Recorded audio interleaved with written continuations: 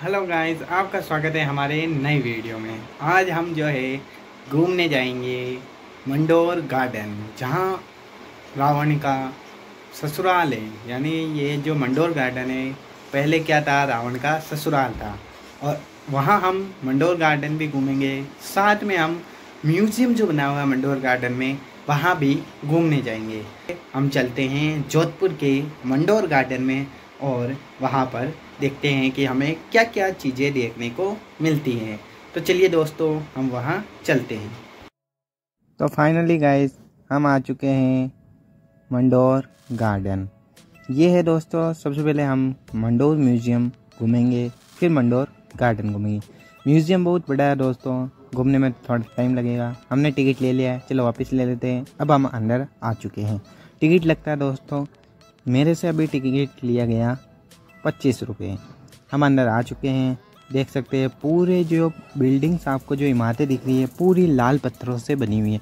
देखिए जितना भी पत्थर है, सारा लाल लाल पत्थर से आप देख सकते हैं। ये एक छोटा सा कुंड भी है, देखिए कितना साफ पानी जो है इसमें भरा हुआ।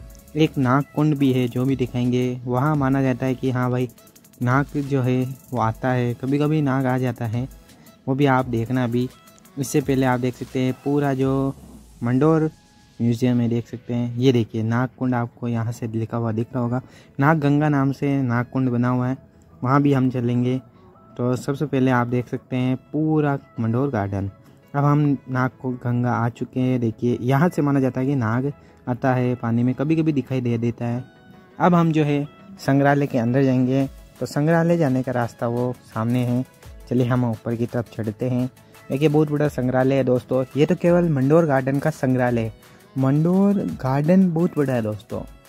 अगर आप मंडोर गार्डन घूमेंगे तो वहाँ पर ही आपको 2-3 घंटे लग जाएंगे। फिर मंडोर संग्रहालय में आपको 2-3 घंटे। इस तरह आपको मंडोर घूमने में पूरा जो है कम से कम 5-6 घंटे का समय चाहिए दोस्तों। अगर आप मंडोर गार्डन पूरा घूमना चाहें तो 5-6 घंटे आपके समय निकालना पड़ेगा। अब हम अंदर जाएंगे मंडोर संग्रहालय के। देख सकते हैं बहुत सारी आपको मूर्तियाँ दिख रही होगी। ये तो कुछ नहीं है, इससे भी पुरानी जो ज़माने की मूर्तियाँ है वो आपको दिखाएंगे। तो हमने तो ये तो केवल छोटी सी मूर्तियाँ देखी, चील की थी। अब हम मेन मूर्ति की तरफ जाएंगे, जहाँ पर बहुत बड़ी बड़ी अलग अलग प्रकार की पुराने ज़माने की मूर्तियाँ जो है, राजा महाराजाओं की पुरानी जो पाषाण मूर्तियाँ मिली थी, यानी पुरातात्विक कुछ चीज़ें मिली है, उस कक्ष में हम जाएंगे। तो ये है वो कक्ष दोस्तों। एक और कक्ष इस तरह यहाँ पर 5-6 कक्ष बने हुए हैं। ये एक किवक की मूर्ति है। देखिए जो योग करते हुए आपको दिख रही होगी। किवक यानी एक व्यक्ति होता था, उसे किवक बोलते थे। जैसे हमारे योग अभ्यास करने वाले जो व्यक्ति है, उन्हें योग गुरु बोलते हैं, वैसे किवक हुए करते थे। ये देखिए नृत्य करती हुई स्त्रियाँ दिख रही होगी, आपको देखी होगी अभी। एक ये सुर सुंदरी है, देखिए इसके बाल ऊपर से देख सकते हैं कैसे ऊपर की तरफ है। ये सारी जो पुरानी मूर्तियाँ हैं वो मतलब ढूंढ ढूंढ के यहाँ पर रखी गई है, ऐसे नहीं कि इनको बना दिया गया। ये है गणेश जी महाराज, ये भी खूब कितने साल पुराने, 700-800 ईस्वी पुरानी मूर्ति है दोस्तों। ये सब जितनी भी आप मूर्तियाँ देख रहे हैं, नित्य गति स्त्रियाँ, वो देख सकते हैं। ये सभी मूर्तियाँ जो है 700-800 ईस्वी की पुरानी मूर्ति है। कोई तो 12वीं शताब्दी, यानी 12वीं शताब्दी की मूर्ति देख सकते हैं आप। ये यहाँ पर कुछ इंट्रोडक्शन लिखा गया है कि राजस्थान की ये मूर्तियाँ क्या है, ये कहाँ से मिली है, क्या क्या रंग है इसमें, सारी यहाँ पर जानकारी लिखी है। आप आराम से वीडियो को रोक के देख सकते हैं। ये एक और किवक की मूर्ति है। इसी तरह ये 9 ग्रह की मूर्ति है। एक आपको 9 ग्रह की जो मूर्ति है वो दिखाएंगे। ये देखिएगा अभी आप, ये देखिए ये है 9 ग्रह की एक और मूर्ति। ये देख सकते हैं आप, ये है 9 ग्रह मूर्ति। देखिए दोस्तों, आप सोच रहे होंगे 9 ग्रह कहाँ, तो ये खंडित मूर्तियाँ मिली है हमें। कुछ खंडित मूर्तियाँ, कुछ जो है सही मूर्तियाँ हमारे राजस्थान के जोधपुर से प्राप्त हुई है, जो यहाँ पर दर्शित है। ये खंडित शिव प्रतिमा। अब देखिए शिव जी की तो ऊपर से गला तो नहीं दिख रहा होगा, तो ये खंडित कुछ प्रतिमाएं हैं, ठीक है, साक्षी के रूप में मिल गई। ये एक और देख सकते हैं अब गला। ये देखिए ये शिव जी की जो खंडित मूर्ति है, ये जो शिव जी का यहाँ पर धड़ है वो आपने देखा, फिर यहाँ पर गला भी ऊपर देख लिया, धड़ और शीर्ष दोनों आपने देख लिया। इस तरह ये स्त्री की एक प्रतिमा है। अब ये देखिए किस तरह की स्त्री, ये तो कोई अंदाज़ा नहीं लगा सकता, क्योंकि ये पुराने ज़माने की मूर्तियाँ हैं। अब ये बहुत सालों पुरानी मूर्तियाँ हैं। ये है दशावतार। विष्णु जी का जो जितने भी 10 अवतार है वो एक मूर्ति में ही समाहित आपको दिख रहे होंगे। तो देख सकते हैं आप, इस तरह इस संग्रहालय में बहुत सारी मूर्तियाँ और भी बहुत सारी पुरातात्विक स्थल ये जैसे अब कुछ देवी देवताओं की मूर्तियाँ, ये दुर्गा जी की मूर्ति है जिन्हें महिषासुर मर्दिनी के नाम से जाना जाता है। एक और मूर्ति है, वो भी देखना अभी। इससे पहले आप एक मूर्ति ये देख सकते हैं, ये गुरु जी है कोई, ये देखिए गुरु जी की मूर्ति भी यहाँ पर रखी हुई है। गोसाई जी गुरु जी हैं, वो पद्मासन में बैठे हैं। इस तरह गोगा जी है, बीरम देव जी और गोगा जी एक ही नाम है। मल्लीनाथ जी, ये देखिए मल्लीनाथ जी की मूर्ति आपने देखी, एक ही तरह की मूर्ति है पर ये थोड़ा सा रूप अलग दे दिया गया है। ये मल्लीनाथ जी। अब ये पापू जी की मूर्ति आ गई।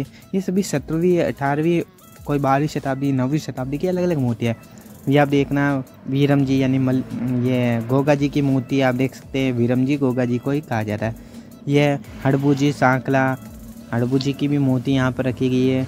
ये देखिए मेहा जी मांगल्य की भी ऐसी मूर्ति है। एक हड़बू जी की मूर्ति भी आगे है, वो भी देखना अभी।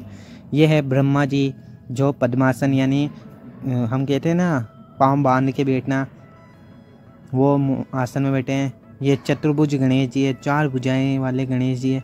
अपने पहली जो मूर्ति देखी वो सिंपल गणेश जी की थी, ये 4 भुजाओं वाले गणेश जी है, ये बैठे हैं। ये कृष्ण भगवान की मूर्ति है जो बांसुरी बजाते हुए दिख रहे होंगे, गोपियों के साथ है। तो इस तरह हमें अलग अलग मूर्तियाँ देखने को मिलेगी। अभी तो और आगे आपको बहुत सारी ऐसी मूर्तियाँ देखने को मिलेंगी। ये जैसे काला गोरा जी है, जैसे भैरू जी कहते हैं, काल भैरव की मूर्ति भी है। ये काला गोरा की भी मूर्ति है, वो भी आप देखेंगे अभी। ये देखिएगा इसके जस्ट आगे ही, ये तो हमने कहा था कि हड़बू जी जो है उनकी मूर्ति है। ये देखिएगा हड़बू जी जो लिखा हुआ। आप यहाँ पर वीडियो को रोक के भी जितनी भी सारी मूर्तियों की ये जानकारी आराम से देख सकते हैं। ये है काला गोरा, जो काला गोरा जी है। ये एक आपको श्री राम जी की मूर्ति भी दिख रही होगी। ये देखिए गोरा भैरू जी, एक हमने काला भैरू जी देखा, एक गोरा, 2 भैरू जी थे, दोनों के हमने दर्शन कर लिए। ये राम जी की मूर्ति आपने देख ली होगी, राम लक्ष्मण और सीता की मूर्ति। अब ये देखिए यहाँ पर आपको राजस्थान का जो मारवाड़ का मैप है वो आपको दिखाया जाएगा। ये देखिए ये पूरा जो सिंध है, पालनपुर गुजरात आ गया, ये मतलब मारवाड़ से जुड़ी हुई जितनी भी सीमाएँ हैं उसका एक दृश्य आप देख सकते हैं। जैसलमेर है, जैसलमेर की सीमा भी मारवाड़ यानी जोधपुर का। तो ये जो जोधपुर का पूरा सीमा रेखन है जिसे मारवाड़ कहा जाता है। जोधपुर का जितना भी क्षेत्र है, आसपास का क्षेत्र है, उसे मारवाड़, जैसे जोधपुर पालिका जो क्षेत्र है उसे मारवाड़ कहा जाता है। तो इसमें एक छोटा सा दृश्य हम और कभी, जैसे आप देख रहे होंगे वीडियो, आप सोच रहे होंगे कि क्या हो रहा है, ये थोड़ी ब्लर है, क्योंकि ये दोस्तों बहुत पुरानी जो है फ़ोन से बनाई गई है। अभी तो नया फ़ोन ले लिया है तो उससे थोड़ी तकलीफ नहीं आती, लेकिन पुराने फ़ोन से क्या हुआ, थोड़ी ऐसी ही वीडियो बनाई गई जिससे आपको थोड़ी धुंधली। लेकिन मैंने प्रयास किया कि हाँ ठीक है दोस्तों, आपके लिए कोई वीडियो तो बनाई जाए कि हाँ थोड़ा बहुत आप दृश्य देख सके कि कैसे मतलब जो है हमारे जोधपुर का जो मंडोर है उसमें कैसा संग्रहालय है, थोड़ी झलक दिखाने के लिए। कभी और जाऊँगा जोधपुर संग्रहालय की, तो एक अच्छी वीडियो पूरी तरीके से सही तरीके से जो वीडियो बनती है वो आपको बनाने का दिखाने का प्रयास करूंगा यूट्यूब पे। अब हम जाएंगे शिलालेख, जो हमारे पुराने ज़माने में जो राजा महाराजा शिलाओं पर लिख कर चले गए। पहले तो किताबें नहीं थी, पहले तो कागज़ नहीं था, पहले शिलाओं पर यानी जो पत्थर थे, पत्थर पर लिख कर जो भी साक्ष्य है वो इससे मिले हैं। तो देखिए जैसे ये कुछ उनकी भाषाएँ हम तो समझ नहीं सकते, कुछ उर्दू में लिखे हुए मिलेंगे, कुछ संस्कृत में, कुछ अलग ही भाषाएं चलती थी। ये सारी जो पाषाण लेखन है वो आप देख सकते हैं 700-800 ईसा पूर्व की है, कोई 17वीं शताब्दी, कोई 7वीं शताब्दी, कोई 9वीं शताब्दी। इस तरह ये जितनी भी पाषाण मूर्तियाँ हैं वो हमें देखने को मिली। प्लस पाषाण जो लेख है, शिलालेख जिन्हें बोला जाता है, ये पार्श्वनाथ जी की प्रतिमा है, आप देख सकते हैं। 1952 विक्रम संवत यहाँ पर कुछ लिख रखा है। ये पद चिन्ह है। अब आप सोचेंगे पद चिन्ह है, पद चिन्ह नहीं है दोस्तों, ये पद चिन्हों के पास देखेंगे तो शिलालेख मतलब जो लेखनी है वो भी लिखी गई है। अब देखना आगे उर्दू भाषा भी लिखी हुई, ये तो हमारी हिंदी भाषा में अलग जो रोमन भाषा कुछ चलती थी पुराने ज़माने में वो लिखी हुई। ये देखिए ये उर्दू भाषा में। अब उर्दू भाषा जो अभी उर्दू भाषा है वो भी नहीं है, वो ये उर्दू भाषा वो वाली नहीं है, ये पुराने टाइम की जो उर्दू भाषा है वो है। कुछ मुस्लिम जो राजा महाराजा हुए उनकी भी यहाँ पर शिलाएँ देखने को मिली, शिलालेख देखने को मिलते हैं।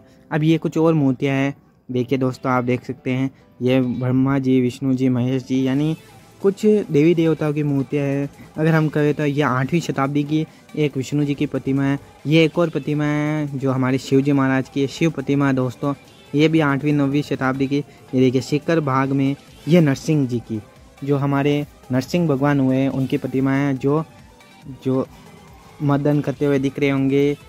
ये देखिए 9वीं शताब्दी के नरसिंह भगवान की एक प्रतिमा आपको देखने को मिलेगी। ये देखिए एक और आप स्त्री द्वारा कुछ स्तंभ उठाए हुए दिख रहे होंगे। ये देखिए खड़ी मुद्रा में एक स्त्री दिख रही होगी, परिचारिका का जरा। अब हम आ चुके हैं दोस्तों एक नदी के पास।